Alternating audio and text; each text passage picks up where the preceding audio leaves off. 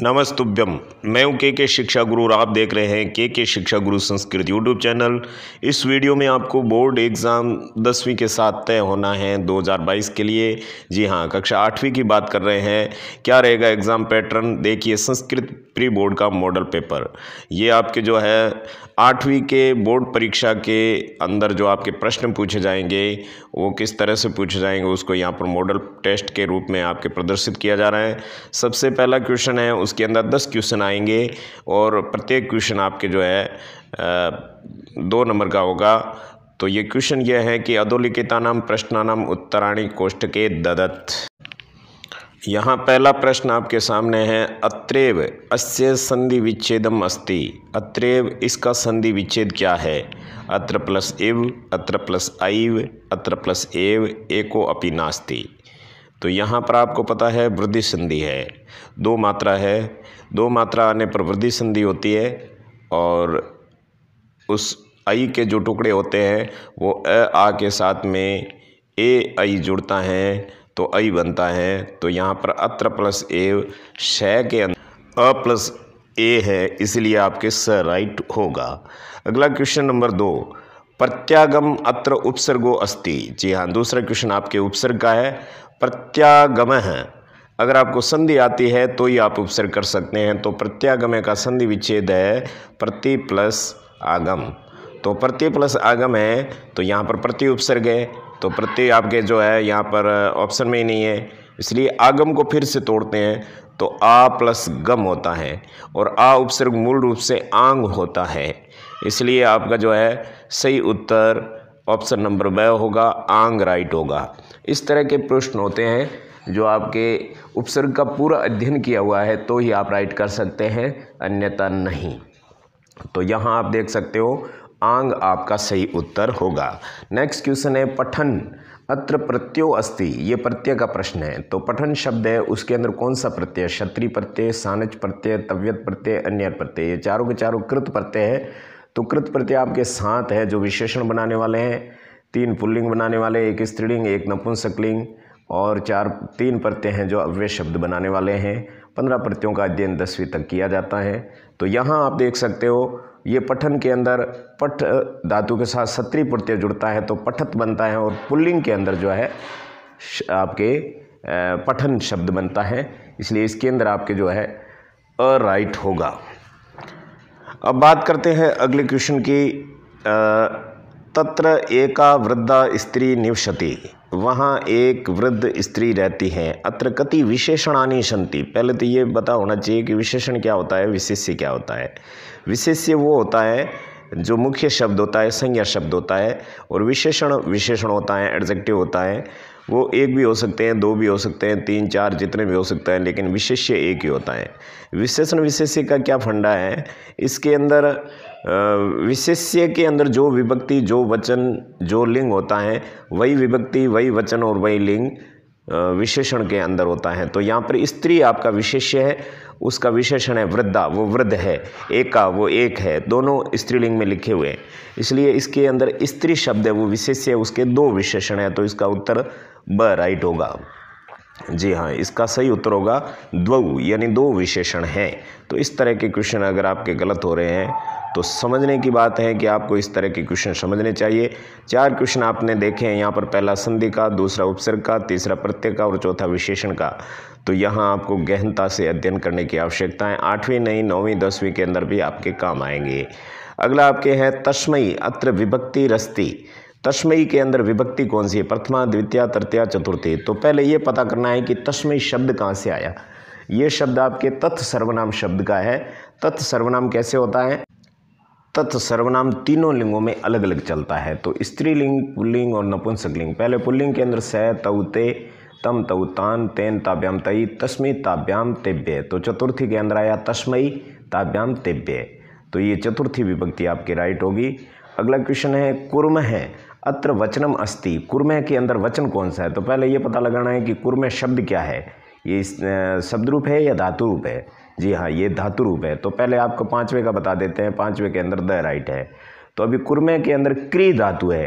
क्री धातु का रूप चलता है करोति, कुरुते, कुर्वन्ति, करोषि, कुरुथे, कुरुते, करोमि, कुर्वह, कुर्मः।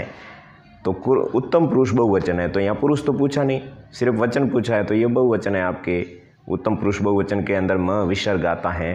ये सारे नॉलेज आपके दिमाग में होने चाहिए। तो इस तरह से आपके जो है छठा क्वेश्चन यहाँ पर स राइट हो गया। सातवें के अंदर कारकाणी कति संति, तो इसका उत्तर होगा ब राइट, क्योंकि कर्ता कर्म च करणम संप्रदानम तथैव च आपादाने अधिकरणे इत्याहु कारकाणी षट, कारक 6 ही होते हैं। संबंध और संबोधन कारक नहीं होते हैं, क्योंकि उनका संबंध क्रिया से नहीं होता है। अगला क्वेश्चन है संप्रदान कारक के विभक्तिर भवति, संप्रदान कारक में कौन सी विभक्ति होती है? जो कर्ता में प्रथमा, कर्म में द्वितीया, करण में तृतीया और संप्रदान में चतुर्थी। ठीक है ना, कर्ता ने कर्म को उसी तरह से तो चतुर्थी विभक्ति होगी। और इसके अलावा पंचमी में अपादान, षष्ठी में कोई कारक नहीं होता है, सप्तमी में अधिकरण होता है और संबोधन में कोई कारक नहीं होता है। लता या अत्र विभक्ति अस्ति, तो यहाँ लता या के अंदर लता आकारांत स्त्रीलिंग शब्द है, इसमें पंचमी षष्ठी दोनों हैं। तो यहाँ पर ब राइट होगा पंचमी, क्योंकि सप्तमी नहीं है, संबोधन नहीं है, तृतीया नहीं है। लता शब्द लता लते लता लताम लते लता लतिया लताभाम लता भी लता, यही लताभ्याम लताभ्य, और उसके बाद में लता यह लताभ्याम, इस तरह से पंचमी है। लकार कितने होते हैं भैया? लकार 5 होते हैं, लट लकार, लंग लकार, लिट लकार, लोट लकार और विधिलिंग लकार। वैसे 10 भी होते हैं, लेकिन आपके 10वीं तक जो है 5 लकार ही पढ़े जाते हैं। तो ये 10 क्वेश्चन आपके राइट होने चाहिए। ऑब्जेक्टिव पहला प्रश्न राइट हो गया आपके। अब दूसरे प्रश्न से लगा करके 16वें प्रश्न तक प्रत्येक प्रश्न 4 अंक का होगा। यहाँ पर भी आपके जो 8वीं के कोर्स में जो ग्रामर है उसके अनुसार आपके प्रश्न पूछे जाएंगे। तो पहला प्रश्न है संधि विच्छेदम कृत्वा संधे नाम अपि लिखत, ये दूसरा प्रश्न है। पहले के अंदर 10 क्वेश्चन हो गए ऑब्जेक्टिव। अब यहाँ पर संगम का संधि विच्छेद करना है, वाग घरी का करना है, सन्नपि का करना है, सतोगुण का करना है। तो संगम के ऊपर अनुस्वार दिख रहा है, मतलब अनुस्वार संधि, ये आप भूलना मत। ये व्यंजन संधि है, सम प्लस गम, यानी प्लस से पहले मैं आता है और प्लस के बाद में कोई भी व्यंजन आता है ना, स्वर नहीं व्यंजन, तो मैं का अनुस्वार बनता है। फिर अनुस्वार का परस्वर संधि और बनता है, लेकिन यहाँ पर तो संगम लिखा हुआ है। दूसरा वाग घरी, तो अब संगम के अंदर अनुस्वार संधि, आपके संधि का नाम भी लिखना है, नहीं तो आपके क्वेश्चन गलत है। वाक घरी के अंदर 2 संधि है, वाक प्लस हरि, इस तरह से इसका होगा वाक प्लस हरि, इसका संधि विच्छेद होगा। तो संधि विच्छेद में आपको पता चलेगा वाक के अंदर प्रथम वर्ण है और उसके बाद में प्लस के बाद में तीसरा चौथा पांचवा यर लव है होता है। तो आपके पहले को तीसरा आदेश होता है, तो क को ग बन गया। अब एक पूर्व सवर्ण संधि यानी प्लस के बाद में ह, तो यहाँ पर पूर्व सवर्ण संधि आ गई। जस्ट तो क का ग बना और है का उसी वर्ग का चौथा बनता है जो पहले होता है। तो पहले क्या है क वर्ग का चौथा क्या होता है घ। समझ में आया? नहीं आया तो चैनल पे पढ़ लेना। तो यहाँ पर जस्ट प्लस पूर्व सवर्ण दोनों संधि है, सही है। और सन्नपि का संधि विच्छेद सन प्लस अपि होगी। यहाँ पर आपके जो है गमुडागम संधि है, गमुडागम संधि है। और यहाँ पर आपके जो है अनुनासिक संधि भी कंफ्यूजन में रहती है, लेकिन अनुनासिक में द्वितीय पद का प्रथम अक्षर क्या होता है? व्यंजन होता है, वो 5वां होता है। लेकिन यहाँ पर द्वितीय पद का प्रथम अक्षर स्वर है, इसलिए ये गमुडागम संधि है। ठीक है, तो सन प्लस अपि, नए को डबल आदेश हुआ तो सन्नपि हो गया। सतोगुण के अंदर आपको दिख रहा है गुण संधि का भी आभास है, लेकिन यहाँ पर गुण संधि नहीं है, विसर्ग संधि है। सतह है प्लस गुण, क्योंकि वो वाली संधि होती हैं, गुण संधि होती हैं, उसमें द्वितीय पद का प्रथम अक्षर उ होता है, लेकिन उगुण ऐसे गलत हो जाएगा, इसलिए सतह प्लस गुण। यहाँ उत्व विसर्ग संधि है, उत्व विसर्ग संधि में विसर्ग का उ बनता है, तो उससे पहले त के अंदर वाला अ और उ मिलकर के गुण संधि से फिर से ओ बन गया, तो शतोगुण हो गया। क्लियर हुआ? तो ये दूसरा क्वेश्चन संधि का था, हमने छांट करके 4 लिखे हैं। पूरी संधि पढ़नी है तो चैनल पर पढ़ाई हुई है, प्ले लिस्ट में जाकर के अध्ययन करें। अब आपके उपसर्गान पृथक कृत्वा लिखत, पहला है प्रतिष्ठिति। प्रतिष्ठिति के अंदर आपको प्रति नहीं लिखना है, क्योंकि प्रति के बाद में षष्ठी लिखा हुआ है तो गलत हो जाएगा, इसलिए आपको प्र उपसर्ग लिखना है। और तिष्ठति आपको पता ही है, स्था धातु है, स्था धातु रूप चलता है, तो तिष्ठति, तिष्ठता, तिष्ठन्ति, तो पूर्ण शब्द भी होने चाहिए। इनमें संधियों का भी ध्यान रखना पड़ता है उपसर्गों में। तो यहाँ पर दूसरा है दु खात, तो यहाँ पर आपके उपसर्ग होगा दुस प्लस खात, क्योंकि प्लस के बाद में पहला दूसरा स आता है ना, तो वहाँ पर स होगा, इसलिए ऑप्शन में आपके दुर भी होगा, लेकिन दुर नहीं होगा, क्योंकि यहाँ पर विसर्ग का स आदेश हुआ है। उद्देश्य के अंदर आपके जो है उत प्लस देश्य, यहाँ पर आपके जस्त्व संधि है, द्वितीय पद का प्रथम अक्षर द है, इसलिए त को भी द आदेश हुआ और डबल द बन गया उद्देश्य।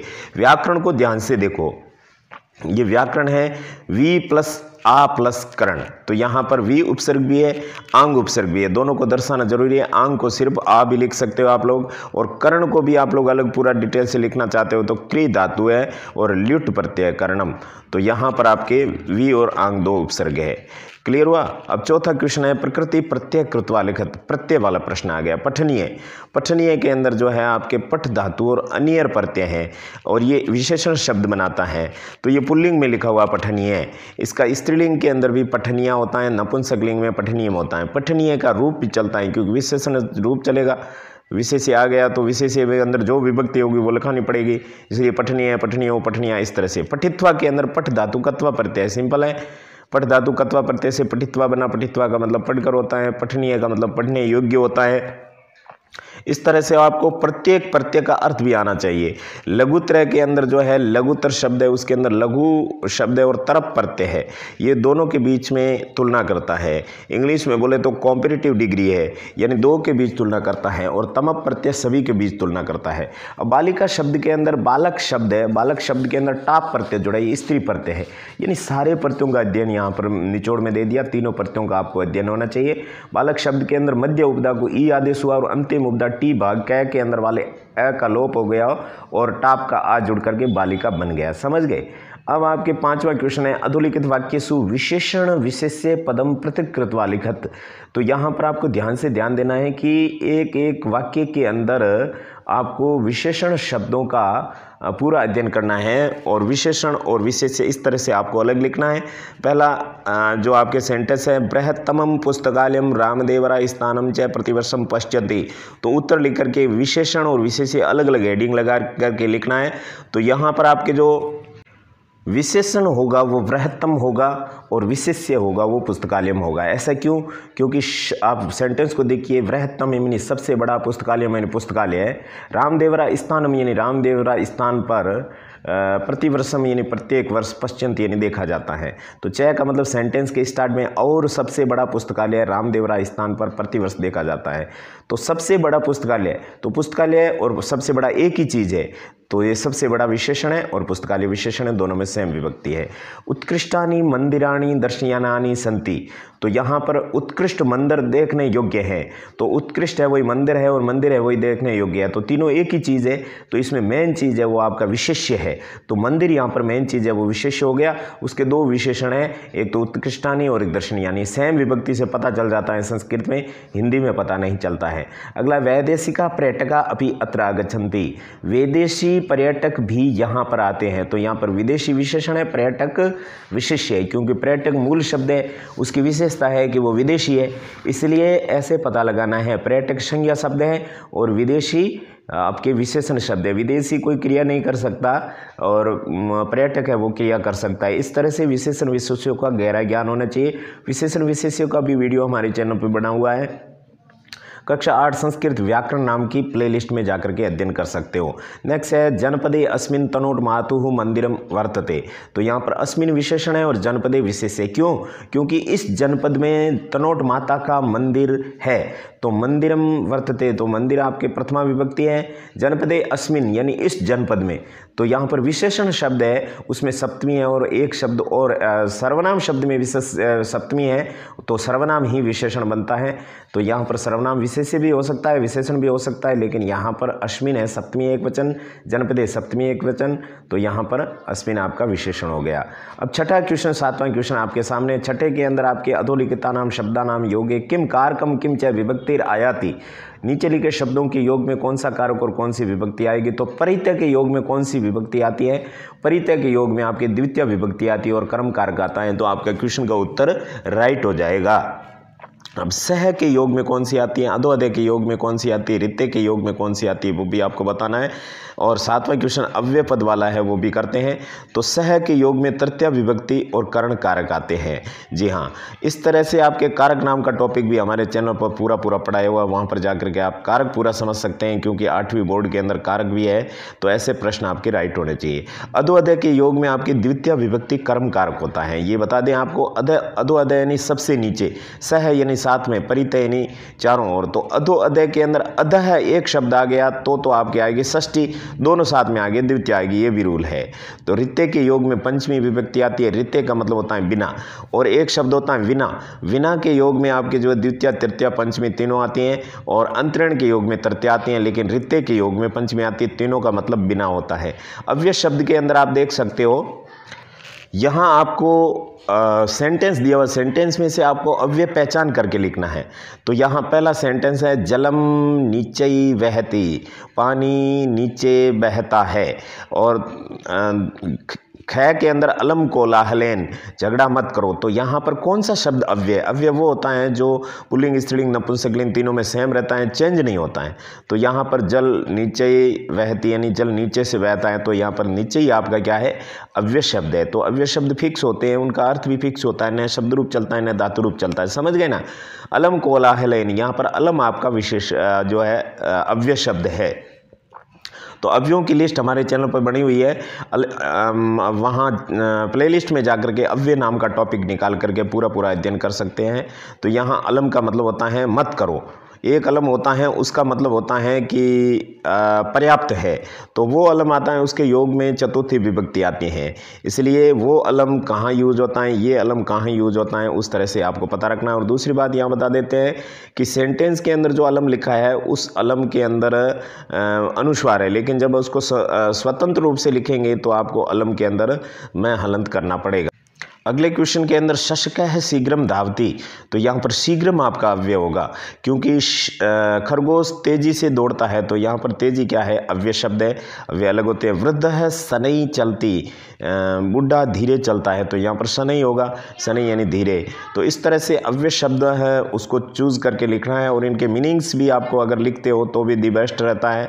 यानी कि ये क्वेश्चन का उत्तर तो आपके राइट हो गया, लेकिन इसके अर्थ भी लिखते हो तो भी राइट होना होता है। जैसे नीचे का मतलब नीचे या धीरे, शीघ्रम का मतलब जल्दी, अलम का मतलब मत करो, शनई का मतलब धीरे। इस तरह से आपके जो है छठा क्वेश्चन कारक वाला और सातवां क्वेश्चन अव्यय वाला पूरा हुआ। अब आपकी आठवां क्वेश्चन है, वो यहाँ पूछा गया है, गद्यांश से हिंदी अनुवादम कुरुत। ये गद्यांश दिया हुआ है, इसका हिंदी अनुवाद करना। यह आपके पाठ्य पुस्तक में से दिया हुआ है, तो इसका हिंदी अनुवाद करना है। इसलिए आप देख सकते हो कि ये कौन से पाठ का है, कैसा है, वो आपको पहचान करके हिंदी ट्रांसलेट एक एक शब्द का ग्रामेटिकल प्रोसेस के अनुसार अनुवाद करना होता है।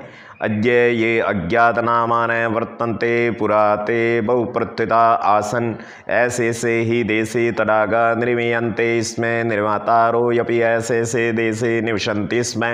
गजदर इति सुंदर शब्द तडाग निर्मातॄणां सादरं स्मरणार्थं राजस्थानस्य केषुचित् भागेषु शब्दोऽयम् अद्यापि प्रचलति। कः गजदरः? यः गज परिमाणं धारयन्ति स गजदर। गज परिमाणम एव मापन कार्ये उपयुज्यते। समाजे त्रिहस्त परिमाणात्मिकी लोहे यष्टिम हस्ते गृहीत्वा चलन्तः गजदरा इदानीं शिल्परूपेण नैव समादृताः सन्ति। गजदर यह समाजस्य गांभीर्यं मापयेत् इत्यस्मिन् रूपे परिचितः है। तो ये आपके जो है संसार सागरस्य नायका नाम के पाठ में से लिया हुआ है। तो यहाँ पर संदर्भ प्रसंग की अभी आवश्यकता नहीं है, सीधा हिंदी अनुवाद आपको लिखना है। यहाँ सबसे पहले अद्य ये का हिंदी अनुवाद होगा आज जो। ये का मतलब यत ये यानी, तो इस तरह से यह है यऊ ये। तो इस तरह से आपके सर्वनाम के अनुसार यहाँ पर हिंदी अर्थ हो रहा है। वाक्य बनाना बहुत मुश्किल होता है, अगर आपको व्याकरण पूरी आती है तो आप लोग वाक्य बना सकते हो और बने हुए वाक्य का हिंदी अनुवाद कर सकते हो। तो यहाँ अनुवाद देख लीजिए। आज जो अज्ञात नाम वाले हैं वे पहले बहुत प्रसिद्ध थे, संपूर्ण देश में तालाब बनाते थे, बनवाने वाले भी संपूर्ण देश में रहते थे। गजदर ये सुंदर शब्द तालाब बनाने वालों का आदर सहित याद करने के लिए है। राजस्थान के कुछ भागों में यह शब्द आज भी प्रसिद्ध हैं, प्रचलित है। कौन है गजदर? जो गज की माप को धारण करते हैं वह गजदर है। गज के माप को मापन कार्य में उपयोग में लाया जाता था। समाज में 3 हाथ के नाप की लोहे की छड़ी हाथ में धारण करते हुए चलते हुए गजदर इस समय शिल्पी के रूप में आदरणीय नहीं है। गजदर जो समाज की गंभीरता को मापे इस रूप में भी परिचित है। तो इस तरह से 8वां क्वेश्चन पूरा हुआ। 9वें क्वेश्चन के अंदर पद्यांश से हिंदी अनुवादम कुरुत, यानी एक श्लोक पूछा जाएगा। गुणा गुणज्ञेषु गुणा भवन्ति भवन्ति ते निर्गुणं प्राप्य भवन्ति दोषा सुस्वादुतो या प्रवहन्ति नद्ये समुद्रम आसन्ते भवन्त्यपेया। ये आपके पहले पार्ट का श्लोक है। तो यहाँ इसका हिंदी अनुवाद देखिए, गुणा गुणज्ञेषु गुणा भवन्ति। पहले इस लाइन का करते हैं। तो गुणा प्रथमा बहुवचन है, विसर्ग लोप संधि से विसर्ग का लोप हो रखा है। गुणा यानी गुण, ये बहुवचन है। गुणज्ञेषु सप्तमी विभक्ति है, तो सप्तमी में पे पर अर्थ लगता है। गुणवान लोगों में, ये गुणज्ञेषु का अर्थ हुआ। फिर गुण यानी गुण, भवन्ति यानी कहलाते हैं। ते निर्गुणम प्राप्य भवन्ति दोषा, ते यानी वे गुण, निर्गुणम यानी बिना गुण के लोगों को, प्राप्य यानी प्राप्त करके, दोषा यानी दोष, भवन्ति यानी हो जाते हैं। भवन्ति आपके ऊपर से जोड़ना पड़ेगा, बीच में लिखा हुआ है भवन्ति यानी हो जाते हैं। तो आपको पता चला वे बिना गुण के लोगों को प्राप्त करके दोष हो जाते हैं। सुस्वादुत्व यानी मीठा पानी, अमृत के समान पानी। नद्य है यानी नदियाँ अमृत के समान पानी बहाती हैं। लेकिन समुद्रम असाध्य भवन्ति अपेया, समुद्रम असाध्य यानी समुद्र को प्राप्त करके, भवन्ति अपेय में यण संधि, अपेय यानी पीने योग्य नहीं रहता है, अर्थात खारा हो जाता है। अब आपके 10वां क्वेश्चन है, नाट्यांशस्य हिंदी अनुवादम कुरुत। नाट्यांश है ये, कथम कथम सर्वे, सभी बोलते हैं। ये आपके सप्तभगिनी पाठ से है। फिर अध्यापिका कहती है, इमा सप्तभगिन्ये स्वीये प्राचीनेतिहासे प्राय स्वाधीना एव दृष्टा नैकेनापि शासकेन इमा स्वायत्ते कृता अनेन संस्कृति विशिष्टायां भारत भूमो एतेषां भगिनीनां संस्कृति महत्वदायिनी इति। तन्वी, अयं शब्द सर्वप्रथम कदा प्रयुक्त? अध्यापिका, श्रुतमधुरो शब्दो अयं सर्वप्रथम विगत शताब्दस्य द्विसप्ततितमे तमे वर्षे त्रिपुरा राज्यस्य उद्घाटन कर्पे केनानि परिवर्तितः अस्मिन्नेव काले एतेषां राज्यानां पुनः संगठनम विहितम। तो इसी तरह से आपका हिंदी अनुवाद हो जाएगा। तो आंसर हेडिंग लगा करके सर्वे कथम डैश डैश डैश संगठनम विहितम ऐसा लिख करके उत्तर लगा देता है, क्योंकि ऑप्शन वाले क्वेश्चन होता है तो वहाँ पर इसको डैश डैश के माध्यम से स्टार्टिंग वर्ड और लास्ट वर्ड लिख करके उत्तर हेडिंग लगा करके लिखना है। सभी, सर्वे यानी सभी, कथम कथम यानी कैसे कैसे। अध्यापिका कहते हैं, यह 7 महीने अपने प्राचीन इतिहास में प्राय स्वतंत्र ही दिखाई देती है। किसी भी शासक द्वारा इसे अपने अधिकार में नहीं किया गया था। अनेक संस्कृतियों की विशेषता वाली भारत भूमि पर इन बहनों की संस्कृति महत्व को रखने वाली है। तन्वी, यह शब्द सबसे पहले कहाँ प्रयोग में लाया गया? अध्यापिका, सुनने में मधुर, यह शब्द सबसे पहले पिछली शताब्दी के 72वें वर्ष में त्रिपुरा राज्य के उद्घाटन क्रम में किसी के द्वारा प्रयोग में लाया गया था। इस ही काल में इन राज्यों का पुनः संगठन हुआ था। तो ये आपका हिंदी सही हिंदी अनुवाद है, पूरे नंबर आपको मिलेंगे। अब अगला क्वेश्चन है क्वेश्चन नंबर 11। ये 11वां क्वेश्चन काफ़ी बड़ा है, क्योंकि इसके अंदर आपके जो है लेटर है। लेटर का मतलब जानते हो, पत्र लेखन। ये प्रार्थना पत्र भी हो सकता है और आपके जो है नॉर्मल पत्र भी हो सकता है। ऐसे पत्र के अंदर आपको जो है एक मंजूषा मिलेगी। मंजूषा का मतलब होता है, देखिए मैं शुरुआत से आपको बता देता हूँ। 11वां प्रश्न, भगवान रमेश से अस्ति, आप रमेश हैं। परीक्षा परिणामस्य विषये, परीक्षा परिणाम के विषय में स्वपित्रम, अपने पिता को प्रति लिखिते अस्मिन् पत्रे, लिखे हुए इस पत्र में मंजूषाया, मंजूषा के उचित पदानी, उचित पदों को चित्वा चुनकर, रिक्त स्थानानी, रिक्त स्थान को पूर्यते यानी भरो, और उत्तर पुस्तिकायाम च, और फिर उसको उत्तर पुस्तिका में यानी आंसर सीट में पुनः यानी फिर से लिखत यानी लिखो। तो पूरा हिंदी बोलता हूँ क्वेश्चन का।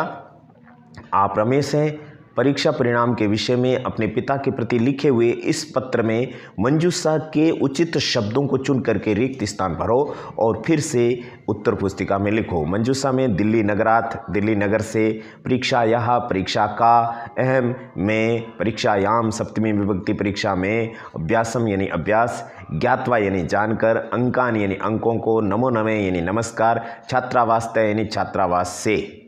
तो इस तरह से आपका जो है ये हाँ छात्रावास है, ये तो आपके लेटर का अंश है। नमो नमे तक आपके मंजूषा हो गई। तो यहाँ पर 8 शब्द हैं और 8 ही खाली जगह है। दिनांक कोई खाली जगह नहीं है, वहाँ पर आपको दिनांक को मन से लिखना है।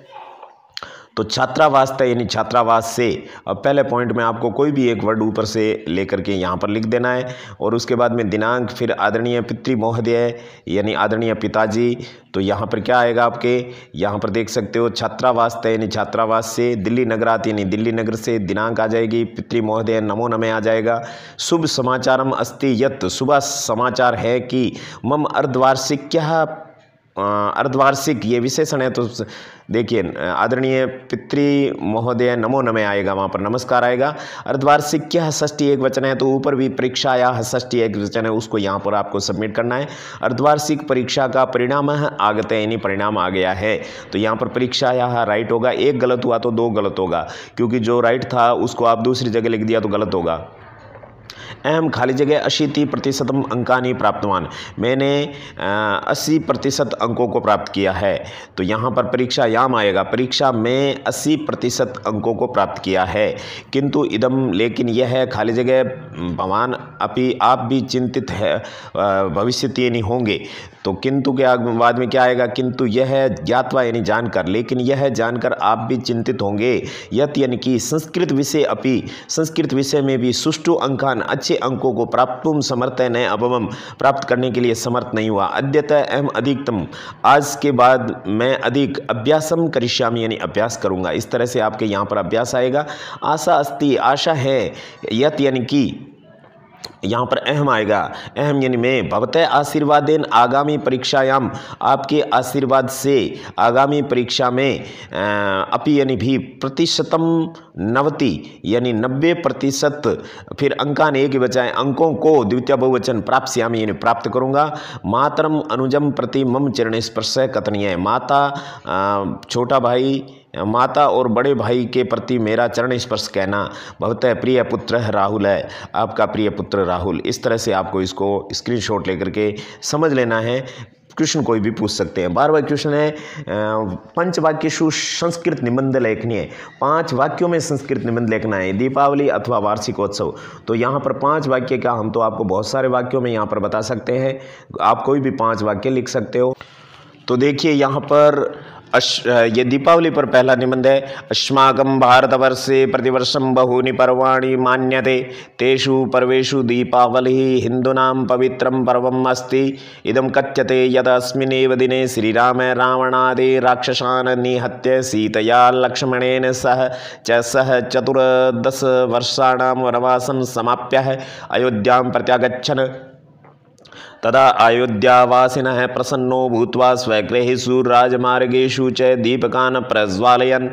जानश्रुत्यानुसारेण अस्मिन्नेव दिने समुद्रमन्थने लक्ष्मी प्रकटिताः अभवन्।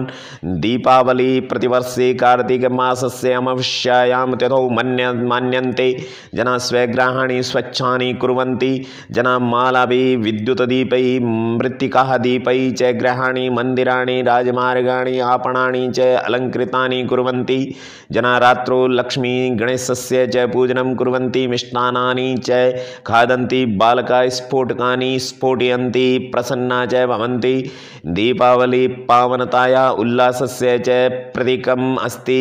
यथा दीपके अंधकारं नाशयति तथैव वयमपि अज्ञानस्य भेदभावस्य घृणाया च अंधकारं नाशयामः। अयम अस्य पर्वस्य संदेश अस्ति। तो इसका हिंदी अनुवाद देखो, अस्माकं भारतवर्षे प्रतिवर्षं बहूनि पर्वाणि मान्यन्ते, हमारे देश में प्रतिवर्ष बहुत सारे पर्व मनाए जाते हैं।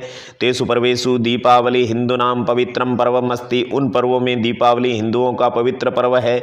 इदं कथ्यते, यह कहा जाता है, यत यानी कि अस्मिन् एव दिने, इस ही दिन श्री राम रावणादि राक्षसान् निहत्य, रावण आदि राक्षसों को मार करके सीतया लक्ष्मणेन 14 वर्षाणां वनवासं समाप्य अयोध्यां प्रत्यागच्छन्। सीता और लक्ष्मण के साथ 14 वर्षों के वनवास को समाप्त करके अयोध्या वापस आए। तदा अयोध्यावासिने प्रसन्नो भूत्वा स्वगृहेषु राजमार्गेषु च दीपकान् प्रज्वालयन्।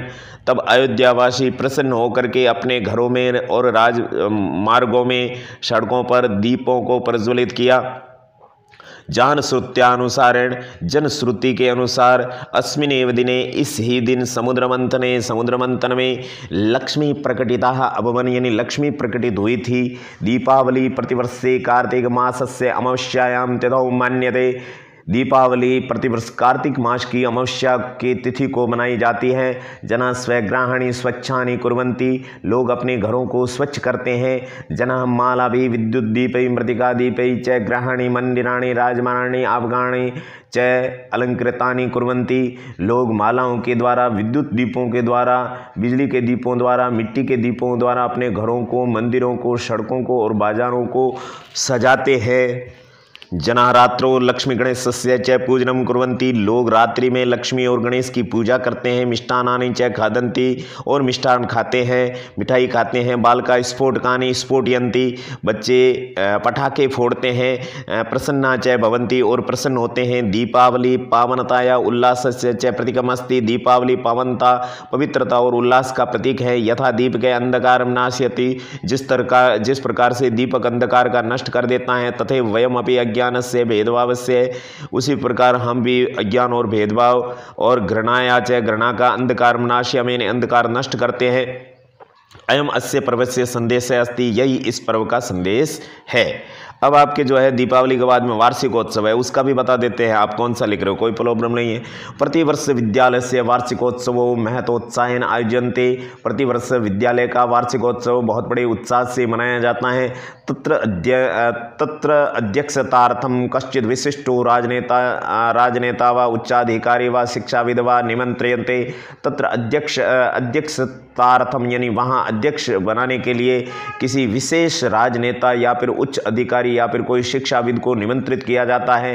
वार्षिकोत्सवाद बहु दिवस पूर्व में प्रधानाचार्य सहिता सर्वे अध्यापका सर्वाः अध्यापिका च बहुविधा सज्जा कुर्वन्ति, वार्षिकोत्सव से बहुत दिन पहले ही प्रधानाचार्य सहित सभी अध्यापक सभी अध्यापिकाएं बहुत प्रकार से तैयारी करते हैं। छात्रा अपि सर्वेषु कार्येषु सहयोगं कुर्वन्ति, छात्र भी सभी कामों में सहयोग करते हैं।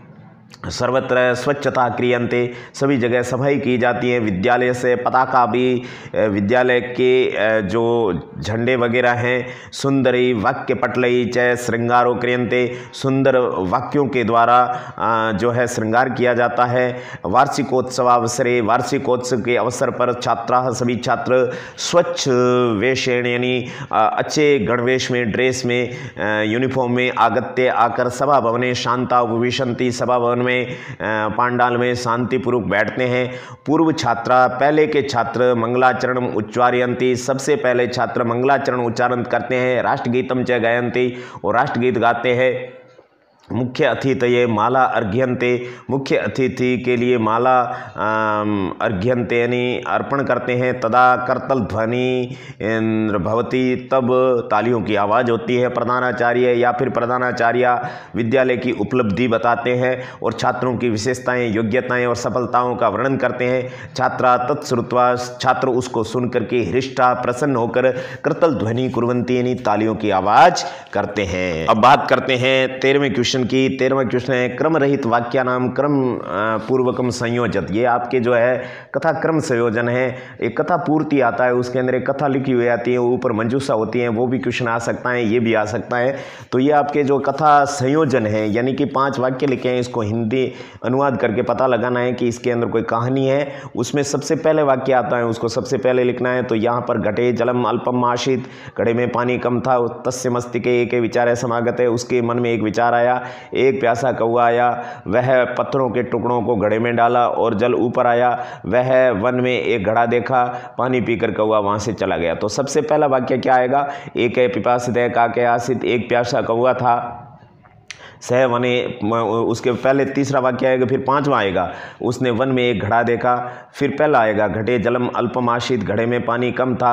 फिर दूसरा आएगा तस्य मस्तिके एक है विचार है समागत है, उसके मन में एक विचार आया। फिर चौथा आएगा स पाषाण खंडानी घटे अक्षिपत जलम च ऊपरी आगतम, उसने पत्थरों के टुकड़ों को घड़े में डाला और पानी ऊपर आ गया। जलम पीतवा का कह तथा अगच्छत, पानी पीकर कौवा वहाँ से चला गया। तो ऐसा कोई भी आपको जो है दे सकते हैं हमने। तो ये दिए पॉपुलर हैं, कोई भी आपको कहानी दे सकते हैं। 14वां क्वेश्चन बहुत इंपॉर्टेंट है। ये आपके जो हैं 8 क्वेश्चन आएंगे और यहाँ पर जो हैं आपके 4 नंबर का है। अपठित गद्यांश है, इसको पढ़ करके प्रश्नों के उत्तर देने हैं। डॉक्टर भीमराव अंबेडकर संस्कृतम पठितुम इष्टवान आसीत्। डॉक्टर भीमराव अंबेडकर संस्कृत पढ़ने की इच्छा कर रहे थे, परंतु स अस्पृश्यत इति कारणतः कश्चन संस्कृतज्ञ अंबेडकर संस्कृतम पाठयितुम निराकृतवान। लेकिन वो अस्पृश्य थे, इसीलिए इस कारण से कोई भी संस्कृत विद्वान अंबेडकर को संस्कृत पढ़ाने के लिए रोक रहे थे। इति विषय तो अंबेडकर महोदयस्य जीवन संवेदने पुस्तकेषु लिखित अस्ति। ऐसा विषय तो अंबेडकर महोदय के जीवन संबंधी पुस्तकों में लिखा हुआ है।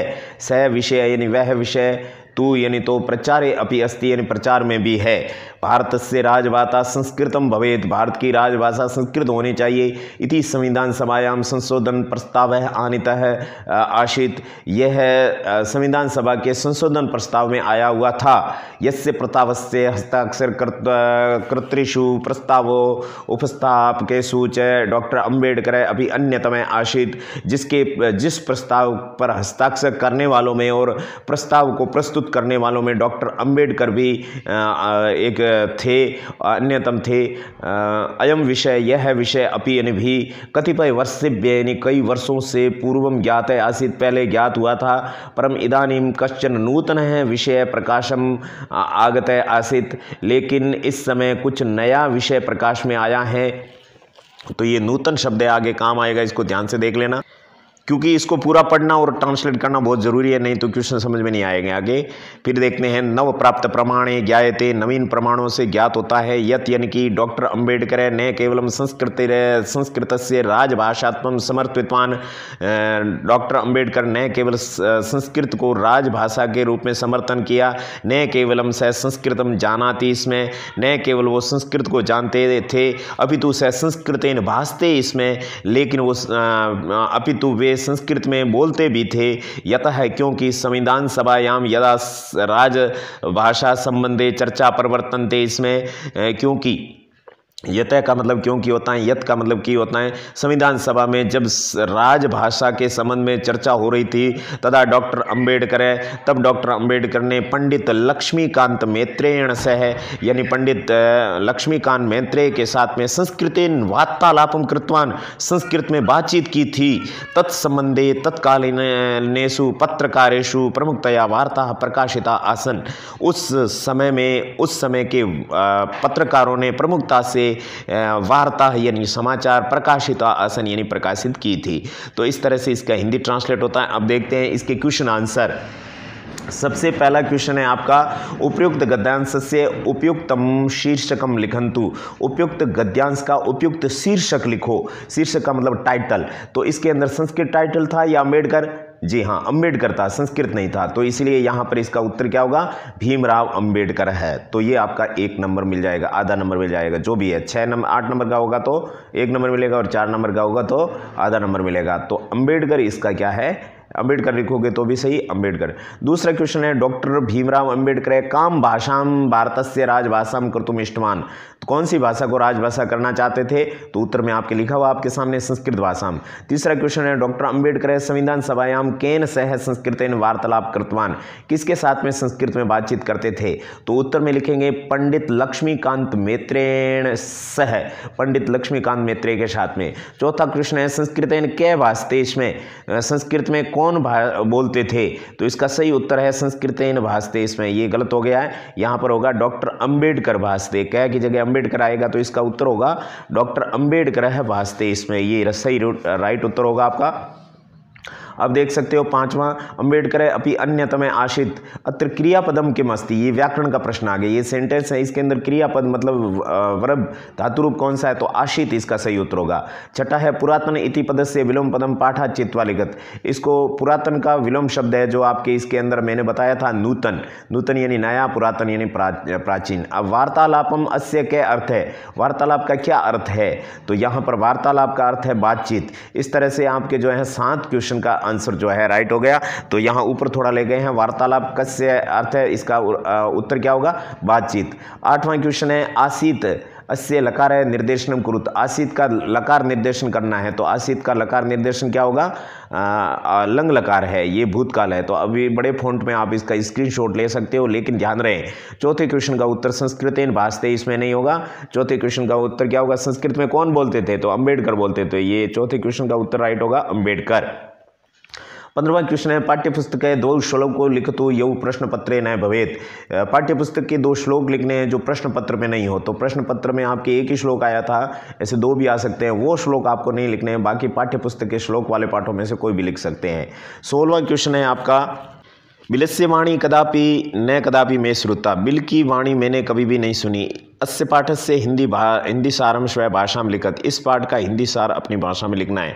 तो पूरे पाठ का हिंदी अनुवाद लिख देना है, पूरा हिंदी लिख देना है। तो ये आपके 2-4 जो भी नंबर है वो आपको मिल जाएंगे। उम्मीद करते हैं आपको सारा समझ में आ गया। इसी तरह की वीडियो प्राप्त करने के लिए के शिक्षा गुरु संस्कृत को चैनल को सब्सक्राइब कर दीजिए। भगवान आपका भला करे। हे भगवान भला सबका करो, लेकिन शुरू हमसे करो।